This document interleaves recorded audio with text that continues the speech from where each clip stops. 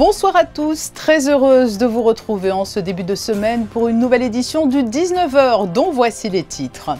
L'ouverture aujourd'hui de la deuxième session d'été de l'Académie de la mer de Monaco. Jusqu'au 12 juillet, la promotion Régnier Ier Grimaldi sera au travail pour évoquer tous les sujets permettant une connaissance à 360 degrés de la mer et de ses différentes problématiques. L'initiative Graines d'entrepreneurs portée par la Jeune Chambre économique fête ses 10 ans. Depuis sa création, elle n'a cessé de s'étendre pour encourager l'entrepreneuriat chez les jeunes. Nous serons avec celui qui a été à l'origine de cette opération, l'ancien président de la JCE, David Sirour.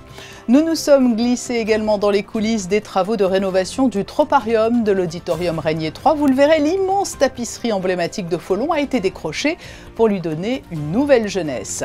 Intelligence artificielle, hybrid cloud et cybersécurité étaient au menu de l'après-midi digital 360 qui s'est tenu en fin de semaine dernière avec des experts de Monaco et de la région PACA.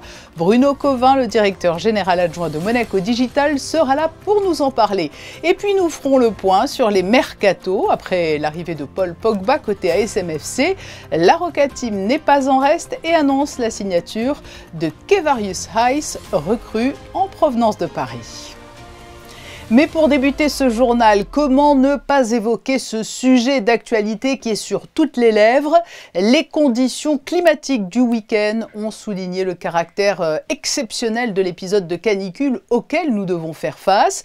Il a fait particulièrement chaud ce week-end et cela devrait durer encore quelques jours avant une baisse annoncée pour vendredi. Mais d'ici là, le thermomètre va flirter avec les 35-36 degrés. Nous sommes allés vous demander quels étaient vos petits trucs et astuces pour vous protéger et lutter contre cette chaleur oppressante par moment. Voici vos réponses recueillies par Alban Gingembre et Sylvain Péroumal. Prendre des douches, c'est tout, juste se rafraîchir et aller se baigner. Sinon, non, je sais pas, de trouver une climatisation. C'est tout ce que je peux vous dire. On a l'habitude, on n'est pas des feignants, on est là pour bosser, on a les glacières, vous voyez, il est branché, on a de l'eau fraîche. On a qu'est-ce qu'il faut. Rester chez soi avec la clim, moi j'en ai pas d'autre. Dans le Var, il fait beaucoup plus chaud. Donc ici avec la montagne, l'air qui descend, etc., c'est pas si chaud que ça va. S'habiller légèrement, genre en petite chemise comme ça, lousse, puis en blanc. Parce qu'en noir, le soleil, ça tape. Fait que... Bien s'hydrater et rester à l'ombre, donc le plus possible. Et si on a accès à un plan d'eau, c'est toujours agréable. J'arrive pas moi. Mais bon, c'est comme ça, hein. De plus en plus chaud. Je pense avec la pollution, tout ça, on paye maintenant. You have to drink more for sure. It means and then you have to be under the shadow. Sun cream and hat. But I've got to get one. We go in the pool, in the hotel, or swimming in the sea. It's very beautiful. It is hot, man. The best way, linen clothes and drink lots of water. That's the only way round, right? I ran this morning from Nice to Monaco and about like 6:30 this morning. And yeah, man, it was hot. I was swearing. I'm pleased that I've changed and had a shower. But no, it's lovely. Let's not complain. It's lovely. Beautiful weather. Beautiful. Exactement, ne nous plaignons pas, il n'y a pas si longtemps, en début d'année, au printemps, il a beaucoup plu et longtemps. L'Académie de la mer de Monaco a lancé ce matin sa deuxième session d'été. Elle réunit une quarantaine d'auditeurs et d'auditrices de différents continents venus développer leur savoir sur les mers et les océans. Plusieurs temps forts rythmeront cette prochaine quinzaine. Les détails d'Émilie Rousseau dans ce reportage réalisé avec Lionel Bernardi et Paul Gougassian. Elle a vu le jour en 2023, avec pour but d'agir sur les esprits en partageant son expertise maritime. L'Académie de la mer de Monaco tend à offrir une vision à 360 degrés des mers et des océans, une zone qui couvre plus de 70% de la surface du globe. Ce lundi, elle a lancé sa deuxième session d'été, une formule repensée par rapport à celle de l'an dernier, mais qui reste fidèle au message de la deuxième. Les fondamentaux demeureront les mêmes. Bilan de santé des mers et océans, relations internationales autour des mers et océans et panorama des grands enjeux du droit de la mer contemporain. Mais après, ça c'est ce qui se enseigne en matinée. Mais en après-midi, il y aura de nouvelles thématiques, dont une thématique sur les flux migratoires et le trafic d'êtres humains qui empruntent des voies maritimes, une thématique entre autres sur la question baleinière et 2 demi-journées consacrées à la mer Méditerranée dans tous ses états, avec un catalogue vraiment très vaste de thématiques autour de la mer Méditerranée, géopolitique, environnementale et autres. Pour aborder ces thèmes, l'Académie de la mer de Monaco s'est entourée d'intervenants francophones du monde entier. Un panel divers pour développer au mieux les grands enjeux contemporains dans leur globalité. La question migratoire en fait partie. C'est un sujet qui malheureusement passe souvent inaperçu. D'abord parce que les espaces maritimes, que tout le monde le sait, sont très vastes. Ensuite de ça, qu'il n'y a pas beaucoup de contrôle, si je peux dire, sur ce qui se passe sur beaucoup de bateaux. Et qu'après aussi, on voit surtout des migrations maritimes, on les voit à travers la Méditerranée, mais il faut aussi les voir à travers d'autres mers. Et ces espaces maritimes sont souvent extrêmement meurtriers. Je suis heureux d'être ici, de voir la richesse non seulement des enseignants, mais aussi des participants. Et je pense que tout cela va nous amener, j'espère, à des réflexions qui seront utiles. Une quarantaine d'auditrices et d'auditeurs venus des différents continents composent la promotion 2025, baptisée pour l'occasion Régnier Ier Grimaldi, premier seigneur de Monaco, grand marin, dont l'action en faveur des mers et des océans était reconnue.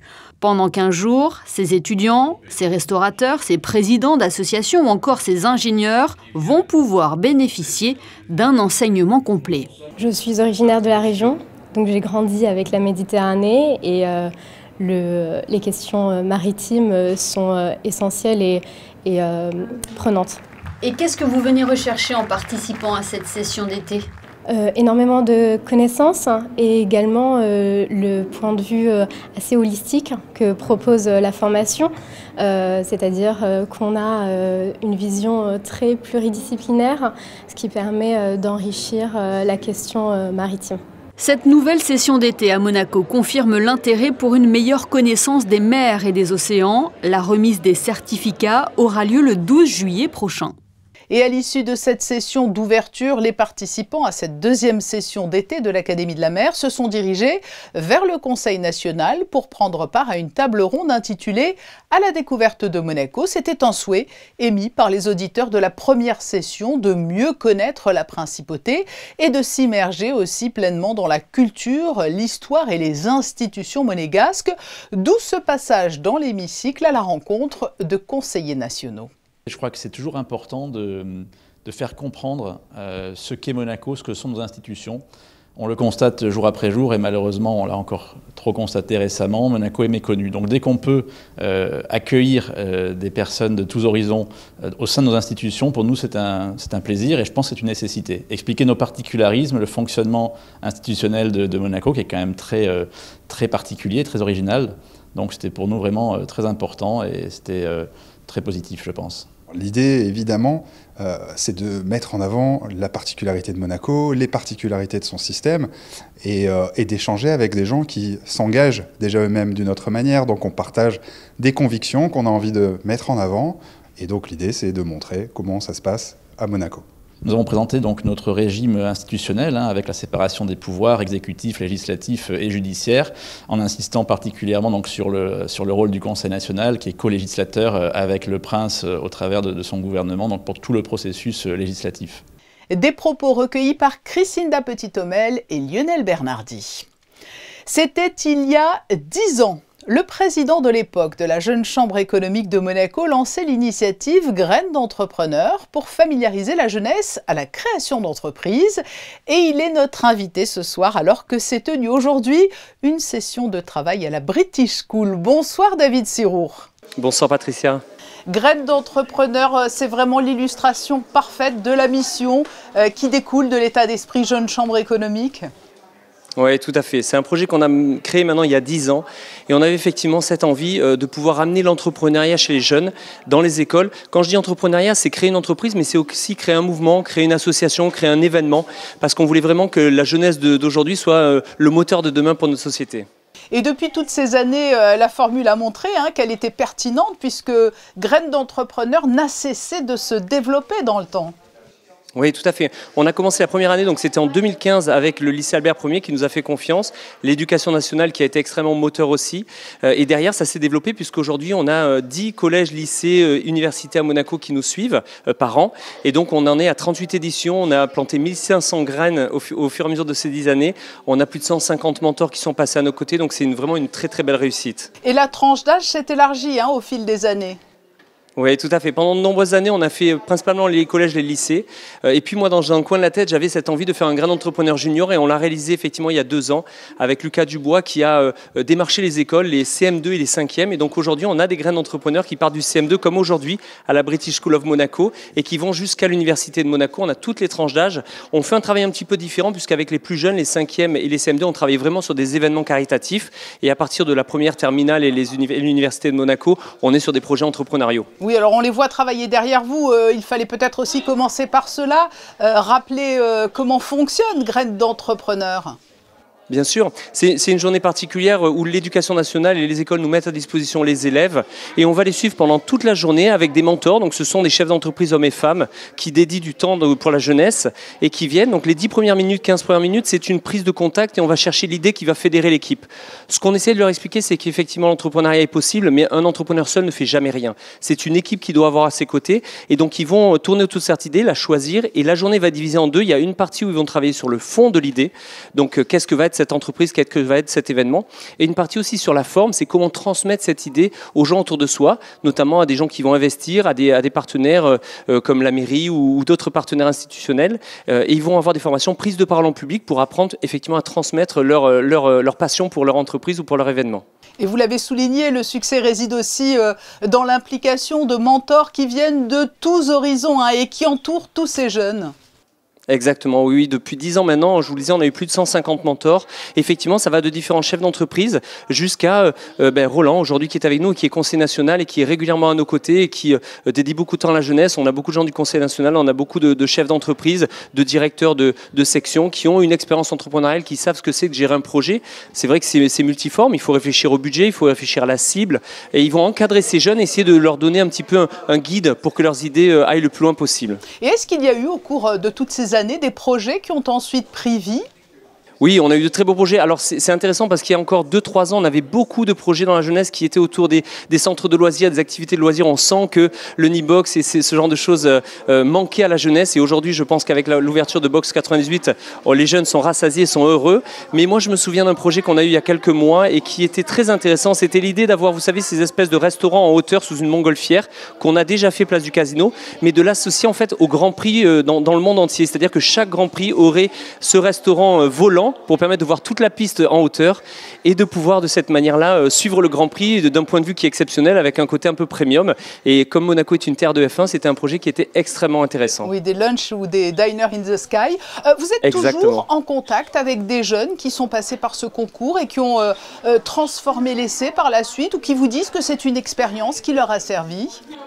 Alors, on n'a pas encore eu le plaisir d'avoir une graine qui a fleuri, qui a carrément créé une entreprise, mais on a eu pour la première fois cette année une jeune fille qui a été élève lors du Graine d'entrepreneur et qui est devenue mentor avec nous. Donc, c'était une des premières éditions et donc 10 ans après, elle a eu l'occasion effectivement de faire ses études, de poursuivre ses études et de travailler pendant quelques années. Et elle est revenue pour être mentor. Et puis aujourd'hui, on a aussi le plaisir d'être à la British School of Monaco, qui est Elena Prikotko, qui a été une des présidentes phares de la Jeune Chambre économique, qui a aidé à la création du projet, qui aujourd'hui nous accueille dans son école. Donc, il y a quand même un lien qui se fait. Et je suis sûr que d'ici quelques années, on aura de très très belles réussites entrepreneuriales qui viendront, j'espère, de ces graines plantées. Et la formule marche si bien qu'elle va prendre une nouvelle forme pour gagner toujours un peu plus d'ampleur. Oui, tout à fait. C'est un constat qu'on a fait. La Jeune Chambre économique, c'est un incubateur. Donc, c'est vraiment un endroit où on cherche à créer de nouvelles idées. Et une fois qu'elles ont été créées, qu'elles ont pris de l'ampleur, elles ont tendance effectivement à être sorties sur une association spécifique. Ça restera toujours le produit du cœur de la Jeune Chambre économique. Mais on a besoin aujourd'hui d'avoir beaucoup plus de monde qui s'en occupe parce qu'effectivement, on est au-delà des 10 événements par an et on souhaite l'amener à l'international. Je dirais que le meilleur exemple, c'est peut-être la No Finish Line, qui avait été un événement qui a été créé au sein de la Jeune Chambre économique et qui aujourd'hui, on connaît, a connu un essor formidable dans l'association qui porte le même nom. Eh bien, nous souhaitons une longue vie à Graines d'entrepreneurs, même sous une autre forme. Merci David Sirour d'avoir été notre invité. Merci. Rendons-nous maintenant à l'auditorium Régnier 3 où un chantier de rénovation est en cours. Vous remarquerez peut-être un changement de taille dans le troparium. L'un des murs portait une œuvre de l'artiste belge Jean-Michel Follon. Elle vient d'être retirée pour nettoyage et cette immense salle va elle aussi être réaménagée.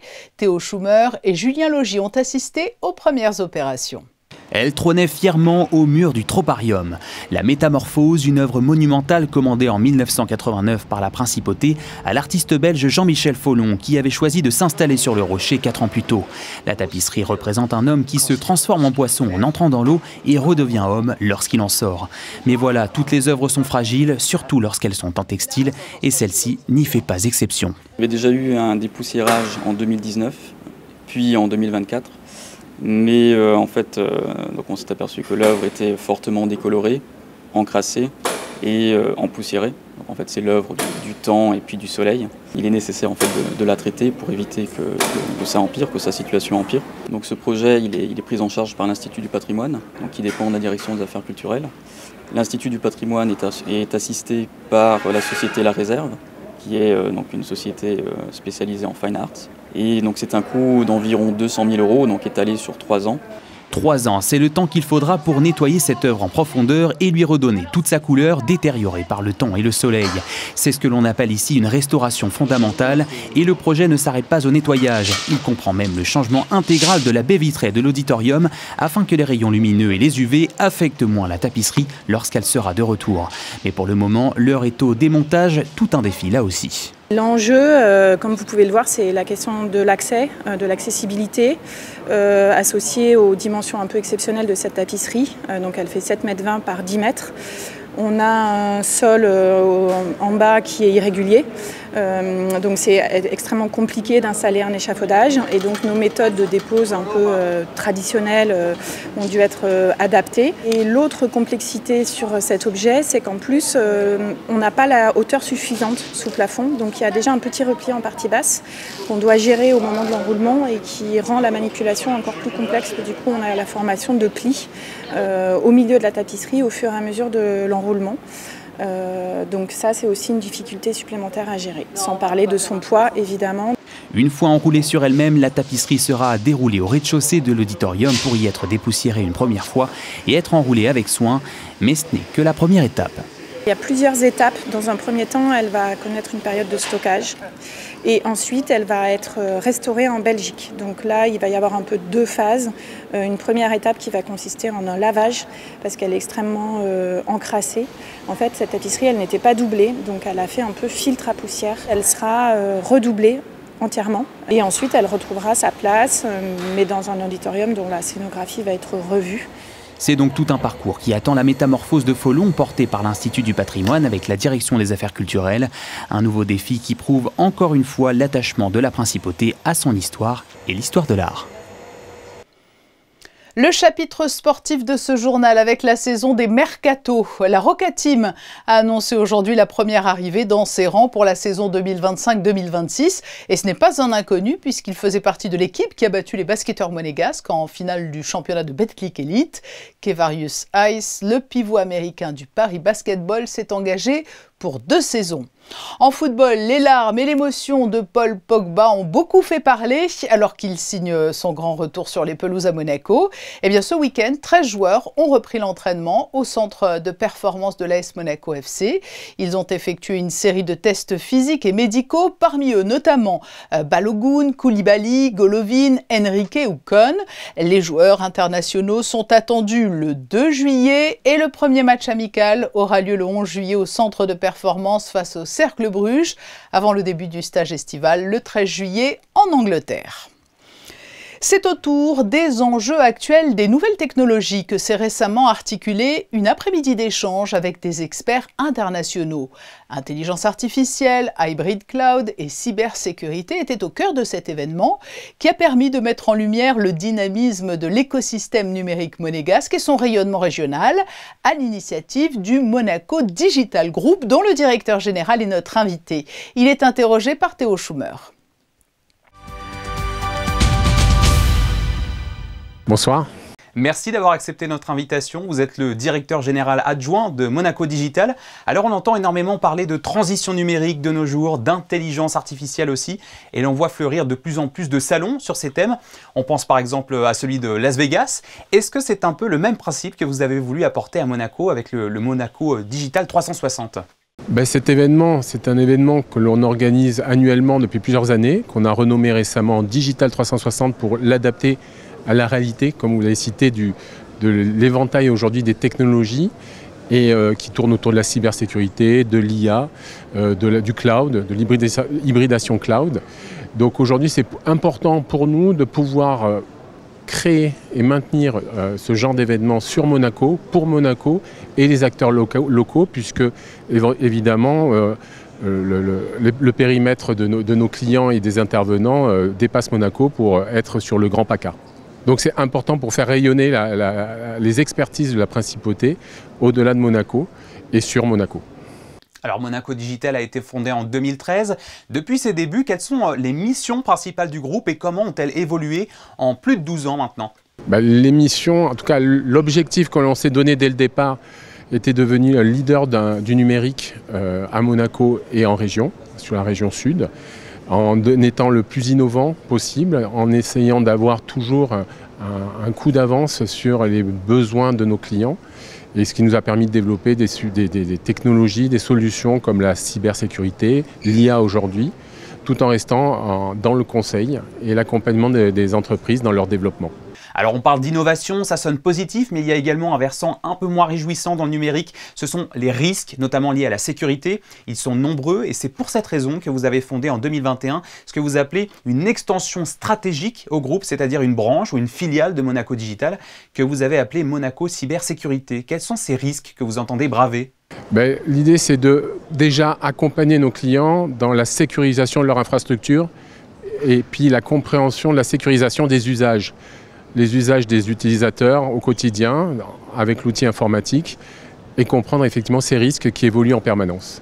Donc l'idée, c'est d'être là en amont, de les accompagner sur la prévention, d'être là également en cas d'attaque et donc être capable d'identifier ces attaques au quotidien et éventuellement, et ça évidemment c'est la pire des situations, être là lors de l'attaque est réellement mis en place et de pouvoir accompagner le client dans la reconstruction et la remédiation de ces environnements. Aujourd'hui, c'est incontournable et c'est un besoin qui est nécessaire et c'est surtout un besoin de proximité. On est convaincu qu'effectivement les entreprises ont besoin de solutions mais de proximité avec des acteurs locaux qui ont les expertises et les compétences nécessaires.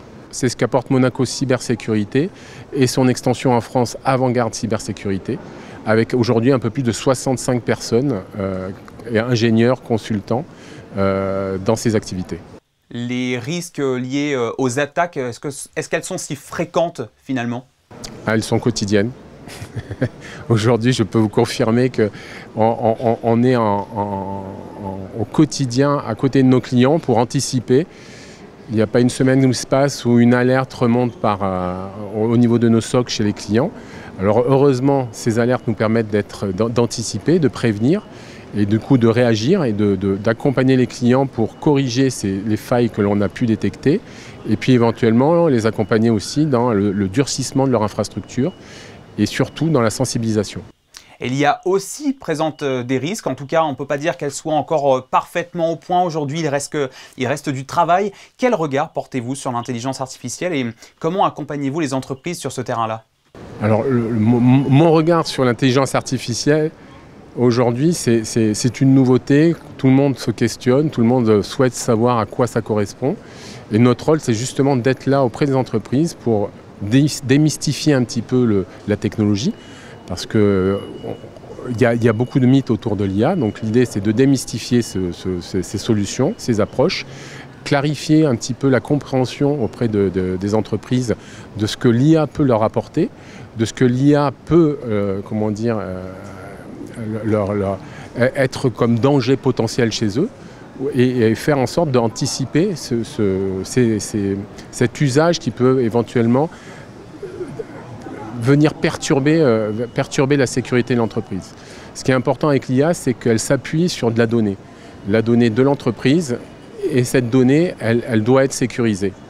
Donc c'est aujourd'hui intégrer une solution d'IA dans l'entreprise, c'est faire également attention à sécuriser ces données, à comprendre qui va y accéder, pour quoi faire et comment. Quel progrès reste-t-il à faire aujourd'hui selon vous sur le numérique en général, si vous deviez résumer?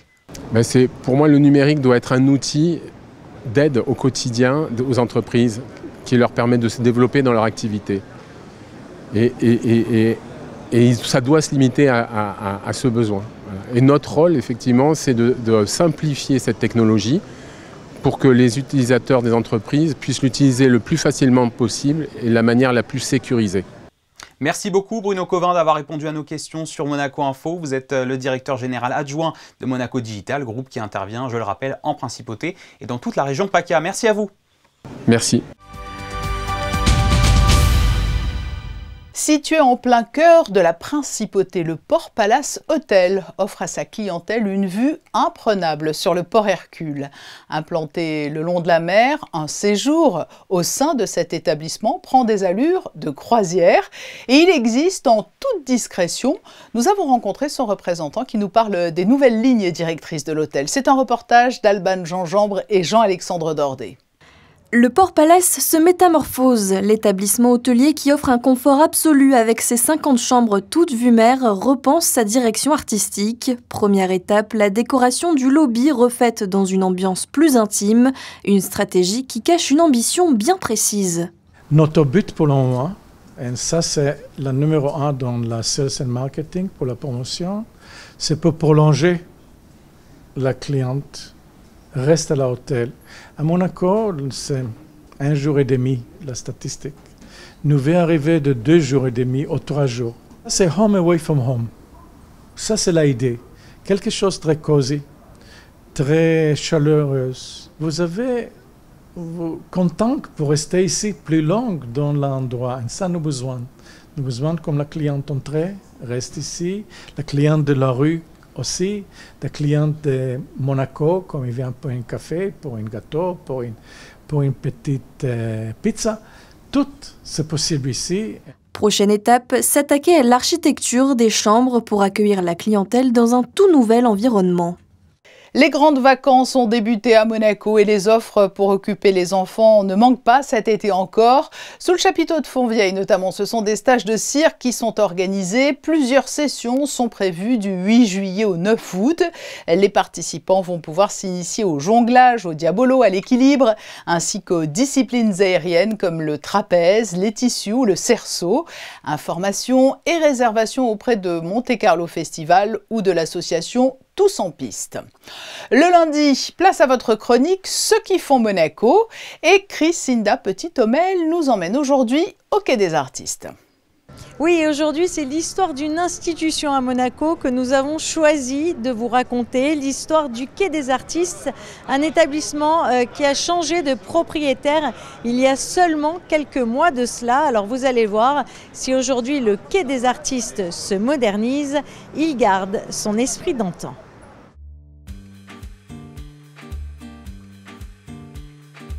Alors moi j'habite Monaco depuis très peu de temps, parce que 2019. J'ai d'autres restaurants dans lesquels je suis actif également, dans d'autres villes, Saint-Tropez, Megève, Courchevel et Saint-Barth. Et je me dis, j'habite ici, il me faut un restaurant. Et j'adore la brasserie. Et je me suis dit, finalement, il y a très peu de brasseries à Monaco, mais de vraies brasseries authentiques. Et je me dis, je vais reprendre cette institution qui est authentique. Et puis on va l'améliorer, mais on va rester l'esprit vraiment brasserie. Et surtout, la cantine des Monégasques. Le Quai des Artistes date depuis 1999, exactement. Et c'est 2 associés qui avaient créé ce restaurant, qui était à un endroit où il y avait des artistes qui avaient des studios, enfin on peut appeler ça, ou des ateliers plutôt, qui avaient été attribués par le prince Régnier à l'époque. Et ici, ça servait de cantine en fait pour les artistes. On a refait toute la décoration, comme vous avez pu le remarquer, hein, donner un côté un peu plus jeune, un peu plus quand même. Bon, on est au bord de la mer, donc un côté un peu plus clair aussi, un peu plus dans les tons bleus. Un peu l'idée de la coupole à Paris, si vous voyez un peu ce que je veux dire. Et on a également changé pas mal de choses sur la carte. J'ai un de mes chefs qui travaillait dans mon groupe, qui a travaillé au café à Saint-Tropez, qui a travaillé à Courchevel à la ferme Saint-Amour, qui a travaillé avec Eric Fréchon. Et donc on a changé quelques plats, mais toujours de brasserie. Donc il y a toujours l'andouillette, il y a le foie de veau, il y a le tartare, évidemment préparé au couteau devant les clients, ce qui est aussi intéressant. On a fait le baba au rhum, on a fait le soufflé, vraiment que des plats de brasserie. Rien ne changera, ça restera la brasserie française, traditionnelle. On va faire des riz de veau, on va faire beaucoup de choses encore, blanquette de veau et d'autres choses encore, toujours dans la brasserie. La cuisine de grand-mère. La cuisine de grand-mère. Alors tout est fait ici, tout est préparé ici. Nous avons nos propres pâtissiers, donc c'est la pâtisserie qui est faite également ici. parce que je tiens vraiment à ce qu'on retrouve les produits d'abord locaux, le plus possible locaux, puisque je pense que la proximité, c'est quand même, je dirais, nettement supérieur au bio, c'est-à-dire que tout ce qui est fait dans la région, qui ne voyage pas, hein, et qui est préparé toujours frais dans la brasserie. Et si le décor a changé, les acteurs sont toujours les mêmes. La brigade est restée intacte. Vous l'aurez compris, le Quai des Artistes gardera toute son âme.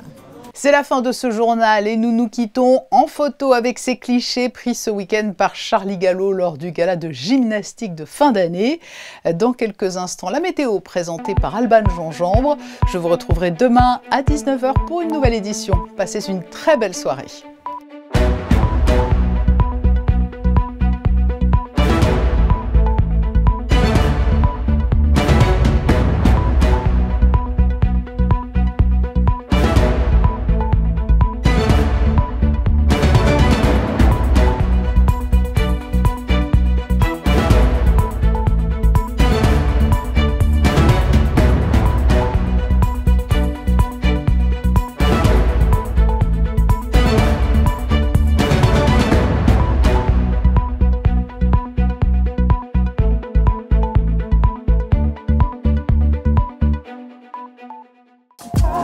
Retrouvez la météo avec Maya Bay, le restaurant référence thaï japonais de Monaco.